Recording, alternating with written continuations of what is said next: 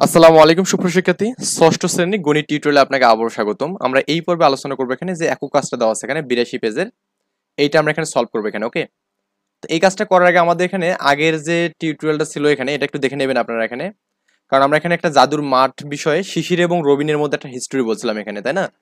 তো তাদের এরকম ছিল যে তারা দুইজনে মাঠের দুই প্রান্ত থেকে হাঁটা শুরু করছিল এখানে। তো হাঁটার মাঝখানে তারা কি একজন মানে প্রাণ থেকে ডাক দিয়েছিল এখানে, মানে জোরে চিল্লাইছিল এখানে। তো তার মানে যে প্রথমে চিল্লাবে এখানে তার মানে সে আগে কি তার মানে একটা শেষ করবে, ক্রস করবে এখানে।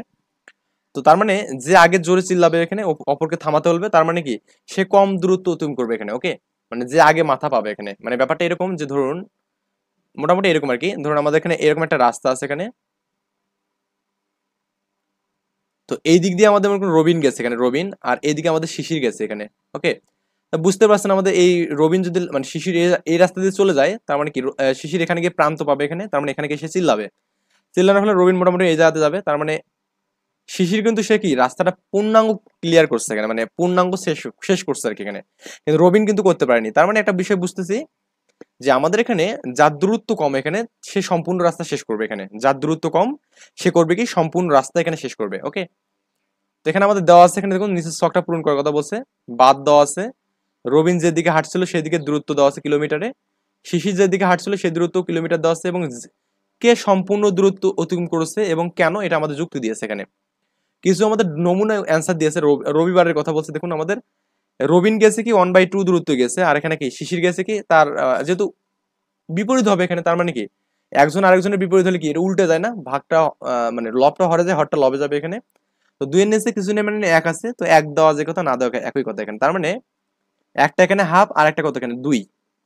তার মানে এখানে কিন্তু দেখুন এই হাফের থেকে দুই কিন্তু বড় এখানে, তাই না? তার মানে রবিনের দূরত্ব এখানে কম। তো রবিনের দূরত্ব কম মানে কি রবিন সম্পূর্ণ পথ গিয়েছে। তার মানে এখানে রবিন সম্পূর্ণ পথ গিয়েছে, এবং কেন? কারণ এই হাফের থেকে দুইয়ের মানটা এখানে বেশি এখানে। ওকে, সোমবারের দিন কি ঘটছে এখানে? রবিন গেছে 3 কিলোমিটার, আর এই শিশির গেছে কি 1/3 গেছে এখানে। তার মানে 1/3 কিন্তু আমাদের ছোট।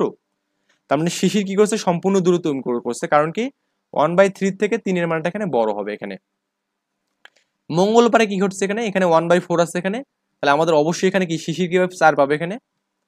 তো অবশ্যই 1/4 কিন্তু কি এখানে ছোট মান কার থেকে? 4-এর থেকে। তার মানে এখানে রবিন এখানে অ্যান্সার হবে, রবিন।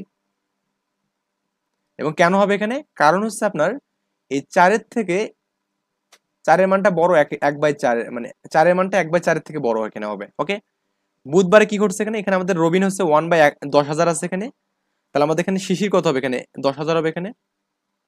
ওকে, তার কারণটা কি এখানে? আমাদের প্রথমত এখানে দেখতে হবে কে হয়েছে, কে মানে আমাদের এখানে যেহেতু রবিন কিন্তু আমাদের এখানে ছোট, তার মানে রবিন এখানে অ্যান্সার হবে, মানে যে দূরত্ব ছোট হবে সেটা হচ্ছে অ্যান্সার এখানে। কারণ কি? কারণ হচ্ছে আমাদের এই 10,000-এর যে মানটা আছে এখানে, এর থেকে আমাদের 10,000-এর মানটা বড় এখানে, 10,000-এর মানটা বড়। ওকে, আচ্ছা, এটা হচ্ছে আমাদের কারণ। বৃহস্পতিবারে দেখুন আমাদের এখানে রবিনের কত গেছে? 10,000 গেছে, তাহলে শিশির কত এখানে? 1/10,000।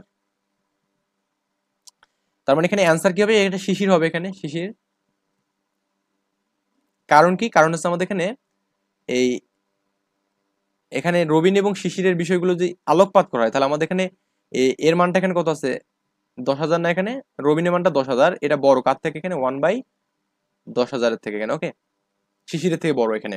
এটাই মূলত কারণ এখানে। এখানে কিন্তু সবগুলো মানে কিন্তু সেম, বা আপনি এখানে এইটাকে একটু জাস্ট মডিফাই করতে পারেন, যেহেতু নামকরণ করা হয়েছে। তার মানে এখানে কি 1/4 হচ্ছে কি রবিনের মান, এর থেকে আমাদের কি শিশিরের মানটা বড় এখানে। ওকে, আচ্ছা, তো গেল এখানে এটাও। এরপর আমাদের শুক্রবার কি আছে বলুন তো? 7/3, তার মানে এটা কত? 3/7 হবে এখানে। তো এখানে আমাদের কে বড় এখানে? একটা বিষয় মনে রাখবেন যে অপরিকৃত ভগ্নাংশ মানটা সবসময় বড় হয় এখানে। তো অপরিকৃত মানে কি আমাদের লবের মানটা বড় এখানে, এই লবের মানে বড় এখানে, এটা লব, আর এটা লব, এটা লব, এটা হচ্ছে হর এখানে। তো লব বড় হলে আমাদের কি হয় এখানে? হর ছোট, তার মানে এটা হচ্ছে অপ্রকৃত ভগ্নাংশ। আর এখানে কি লব ছোট হলে হর বড় হলে এটা প্রকৃত ভগ্নাংশ, তার মানে প্রকৃত ভগ্নাংশ সবসময় ছোট এখানে। তার মানে কে ছোট এখানে? শিশির আমাদের এখানে ছোট, তার মানে এখানে অ্যান্সার হবে শিশির হবে এখানে। কারণ কি? কারণ আমাদের 7/3-এর মানটা বড় 3/7-এর থেকে এখানে, মানে এখানে রবিনের মানটা বড় হবে শিশিরের থেকে এখানে। এখানে আমাদের দেখি এখানে এটা কত হবে? 5/3, মানে এটা আমাদের মিশ্র ভগ্নাংশ। এটাকে আমি যদি অপ্রকৃত কনভার্ট করি কি হবে এখানে? 3 × 5 = 15, মানে এখানে 3 × 5 = 15 বাই কত হবে? 3 হবে এখানে, মানে 15 + 2 আর কি, তার মানে 17 বাই এখানে 17 এখানে 3 হবে এখানে, ওকে। বা এটা লেখার নিয়ম হচ্ছে এরকম যে আপনার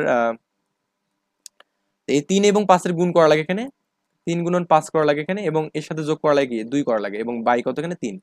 3 5 15 প্লাস 2 মানে 17/3 হবে। তার মানে এটাকে লেখা যাবে 3/17 লেখা যাবে এখানে, ওকে। তার মানে এখানেও দেখুন আমাদের কাজটা কি হচ্ছে এখানে, এখানে আমাদের অপ্রকৃত ভগ্নাংশ আমাদের এটা মানে শিশির এটা। রবিন এখানে আমাদের ছোট, তার মানে লেখা যাবে অ্যান্সার হবে রবিন হবে এখানে। আর তার মানে এখানে কারণটা কি, 3/7 যে মানটা মানে 17 যে মানটা, এর থেকে আমাদের 17/3 এর মানটা বড় এখানে, ওকে। এতটুকু লিখলে হবে।